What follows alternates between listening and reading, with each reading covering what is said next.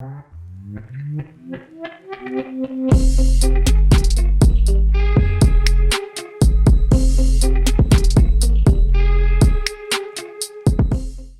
everyone tuning in. I'm Wilnir, the sports director of 89.5 FM WSOU, and I have with me here a very special guest.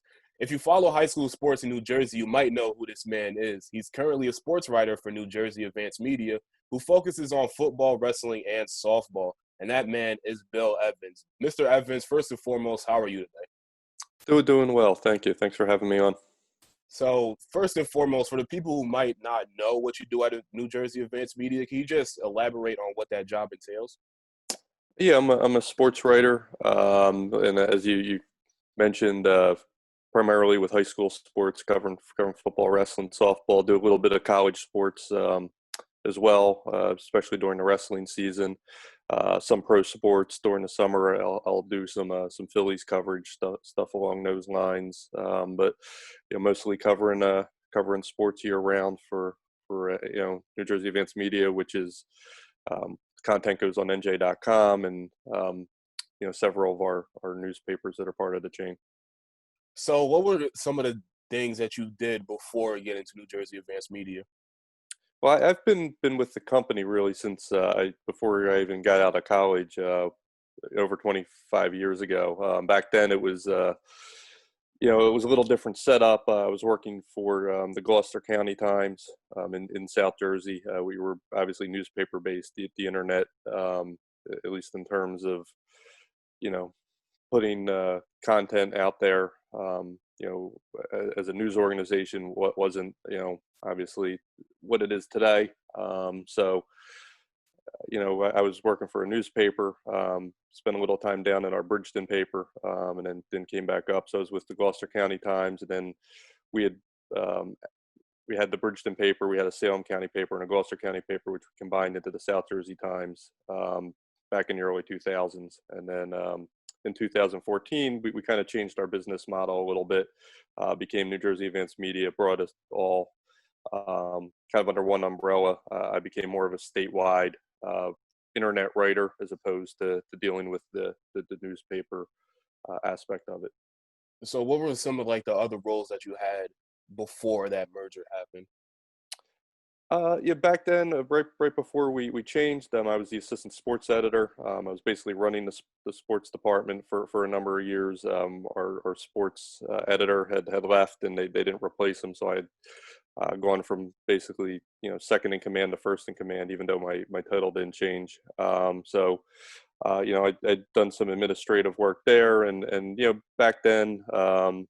In addition to obviously covering high school, college, and pros, which I've done throughout my career, I was, and obviously helping run the section.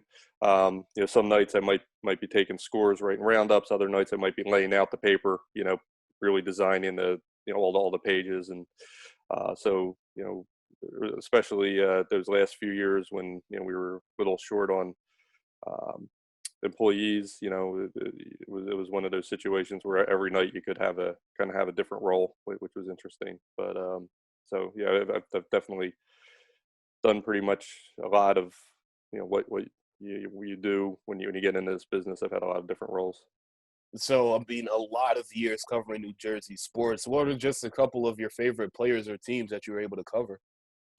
I mean, and there's been a lot of them. It's hard, when I first got in, which was like the mid '90s.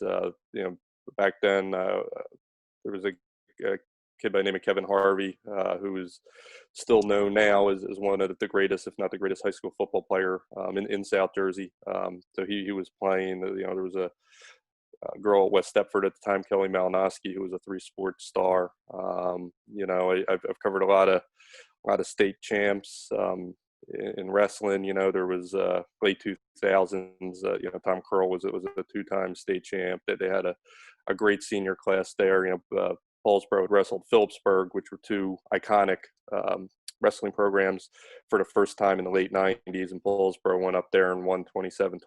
It's still a match that really resonates today. I mean, covering softball, there was an era where there were a lot of tremendous pitchers in South Jersey, Lauren Davis, Nicole Ayers, Breanne Tobin, Jamie Minix, Stacey Bradley, and they were all in the same conference together, and they would face off twice a year.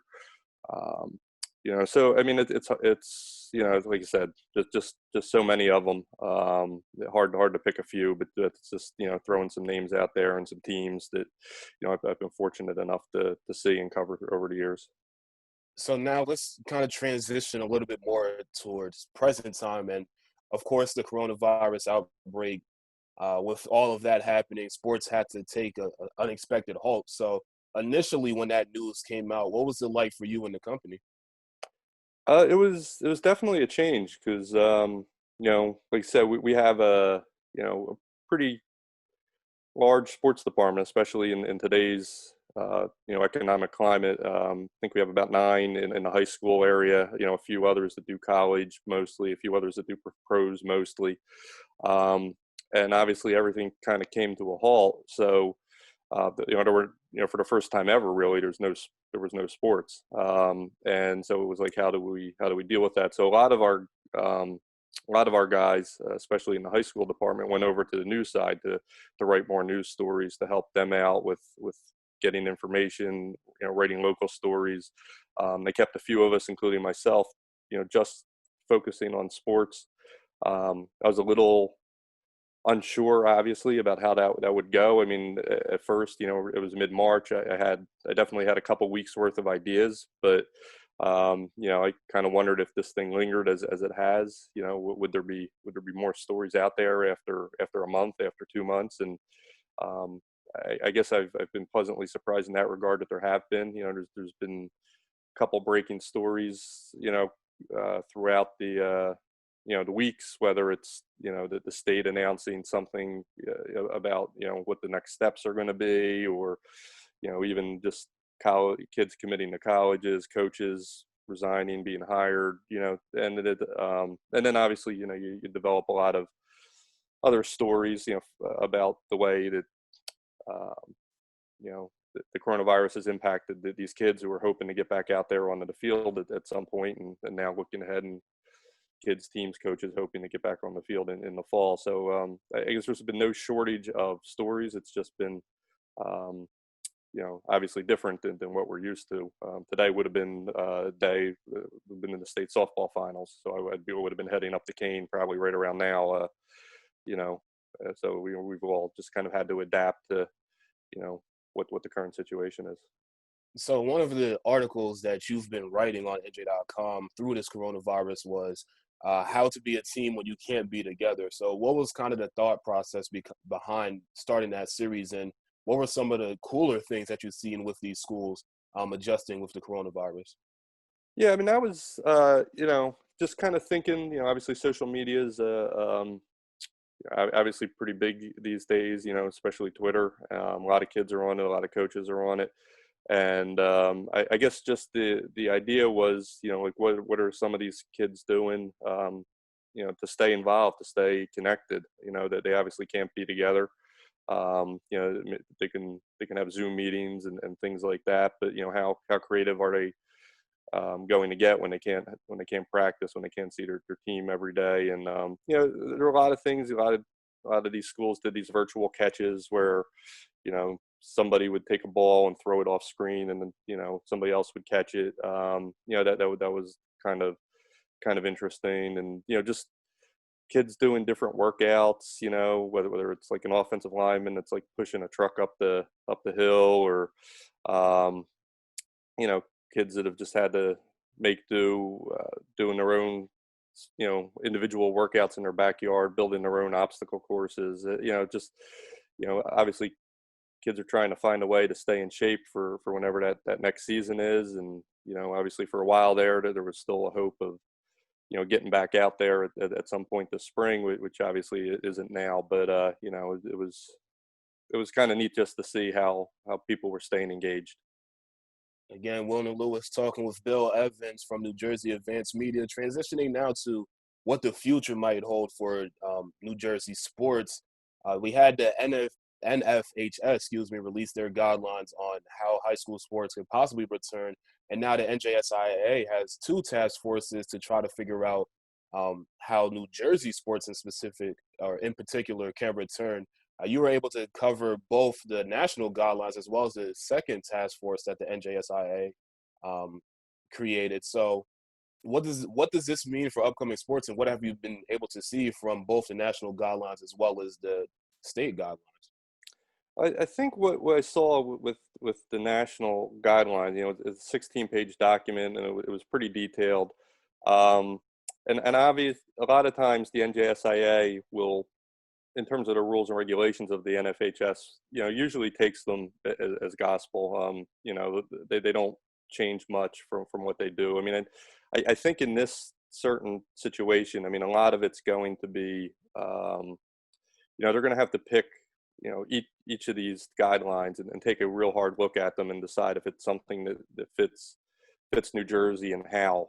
There was a lot of ambiguity. I mean, there's three different phases, but there wasn't a timeline. It wasn't saying, hey, you have to do phase one for a week and then switch to phase two, or so how do you determine how you switch those phases? I wrote a story this week. One of the guidelines was for kids to wear masks for the first two phases.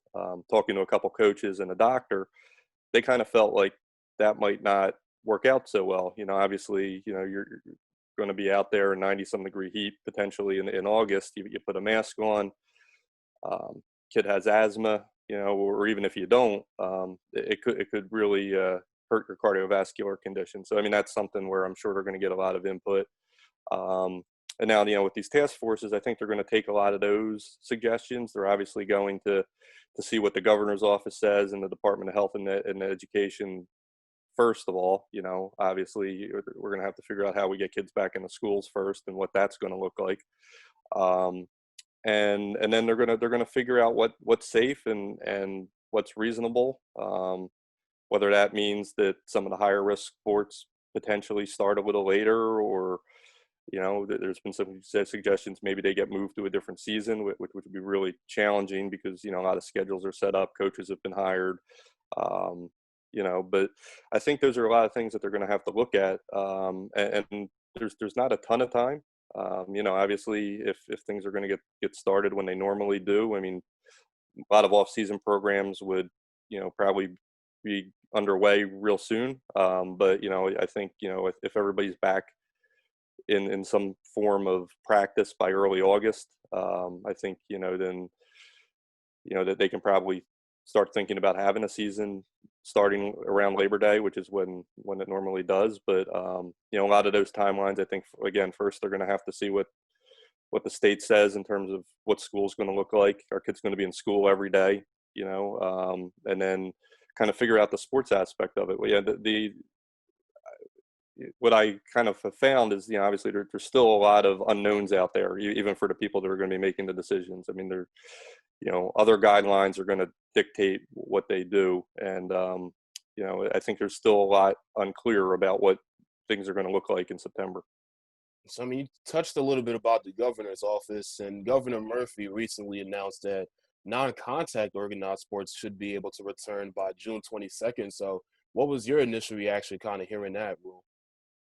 Well, my first thought, it seems like obviously we could get some sort of youth sports going on, and I'm a coach on my daughter's little league softball team, so that was kind of personally for me was start to think, okay, are we going to actually have a some sort of season? What's it going to look like? Some one of my other sons has he does tennis. I mean, the town usually has clinics. I mean, is that going to happen now? I mean, so things of that nature, I think we could start to see. And then, I know there's some coaches out there that are talking about, possibly, even for the high school level kids, putting together some sort of summer tournaments. I mean, I think a lot of that, is now possible, with these guidelines. I think that they still have to work out some of the details of how things are going to look. I mean, you're probably not going to have 15 kids on the bench. I mean, you probably only have 3 kids in the dugout and a few of them spread out across the field. Practice wise, you're probably not going to have kids standing right next to each other for a fielding drill. You might have to spread them out a little more. I mean, there's definitely going to be modifications, but I think that could give us some sort of indication of what sports could look like in the fall on the high school level. I think, same thing with, schools being allowed to graduate now. What are graduations going to look like? So if we can get a couple hundred kids out onto a field, obviously they're not running around and, in an athletic environment, but, you can kind of start to maybe work out, some of that school related social distancing that might have to go on. So I think I think it's a good step. How big of a step, I'm not sure. I think, getting kids in the school, hundreds, sometimes thousands, depending on how big your school is, and doing so in a safe way. And then, figuring out some of these sports like football, where obviously it's going to be impossible to social distance on a game day and probably even in a practice is a bigger challenge. But I think it does it is going to give us some sort of early indication of what we might be looking at. I want to touch on your family a little bit more because that was actually pretty interesting. So, how was it navigating through all this as a sports writer, but also as a coach and then a parent of an athlete? Um, yeah, I mean it's been. I have three kids. They're all they're between 12 and 16. Again, they all play on just like the local level. They're not you know they're not in like ASA or anything like that. Some more high level stuff yet. My daughter is going to be going into high school and wants to play for the high school team. So I've just enjoyed coaching her in little league and all her friends. But it's been challenging in a way. I mean, I'm not used to having them all home all day. I mean, I do work from home a lot usually, so that part hasn't changed a great deal. Obviously, I'm used to going out to some games and going to meetings and things like that. But I do work from home a lot, so that hasn't been a big change for me, other than having them around. Getting them up in the morning, making sure they're doing their remote learning, getting on their own Zooms, doing their schoolwork. Obviously at this time of year, I'd be running around, to their practices as well as my own, work-related games and things like that. It's usually hectic in that regard. So that's been, as like for everybody, and I'm sure things are a little different when you're home. We've been home for almost 3 months. So um, again, we've adapted. It's not ideal, but it's just, I think we're all looking forward to. I know my kids are looking forward to getting out there and doing their activities, and I'm certainly looking forward to seeing them do that, and as well as what I normally do in terms of covering athletics. Whether it be potentially Major League Baseball getting back this summer, maybe doing a little bit of that to hopefully having some sort of fall season that we're able to really cover. And it'll probably look a little different, but looking forward to whatever, at least seeing some athletic events. So ultimately, I guess from what you've heard from athletic departments, the NJSIA, and just everybody that you've talked to, how do you think sports, first and foremost as a professional level, but locally as a high school sports level, will be for the next academic year? Yeah, I mean, professionally, obviously, I mean, I mean, I know what everybody else knows. I'm kind of reading the same articles, and I don't have any inside information on that. But I mean, I think you are going to see some sports, coming back this summer without fans, on a professional level. Probably some college sports. I think that they really want to try to get college football started again. I don't know if you're going to have full stadiums. And that might not happen this year.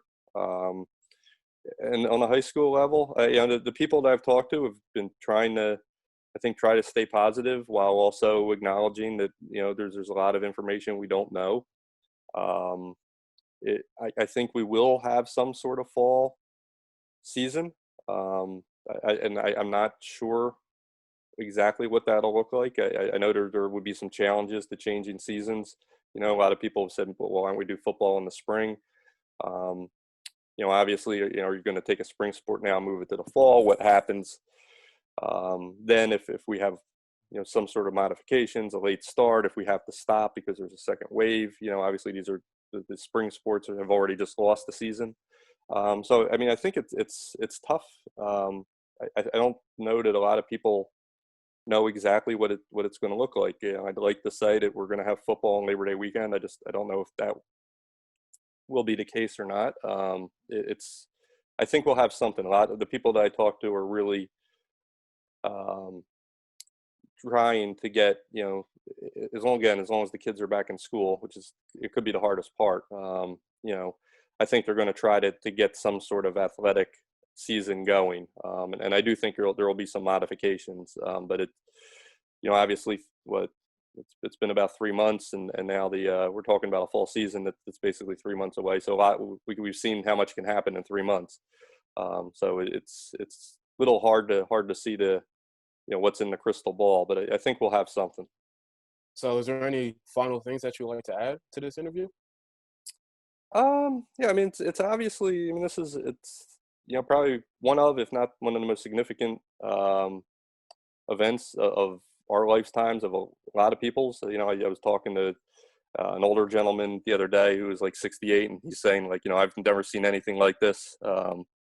And so, I know I haven't. I've been in 25 years in the business. I mean, it hasn't been what any of us would have wanted. I do feel really bad for the kids that lost their spring seasons. I know how important it is, to them. For all the years I've covered sports, and there was a lot of things I was looking forward to this softball season. That we just didn't get to see. Some great players, some great teams. Some storylines that just never got a chance to play out. And obviously these next few months are going to be really interesting, in terms of how things develop. Again, a lot of unknowns out there. I think we're working back towards a level where I think we're going to start seeing kids out on athletic fields again, and I think we're all looking forward to that. Well, that's all that we have for this interview. I'd like to thank you, Mr. Evans, for joining us today. Again, you can catch all of his articles on NJ.com. And make sure you also follow us, WSOU Sports, on every social media platform you could think of: Instagram, Facebook, and Twitter at WSOU Sports. Take care, everybody, and stay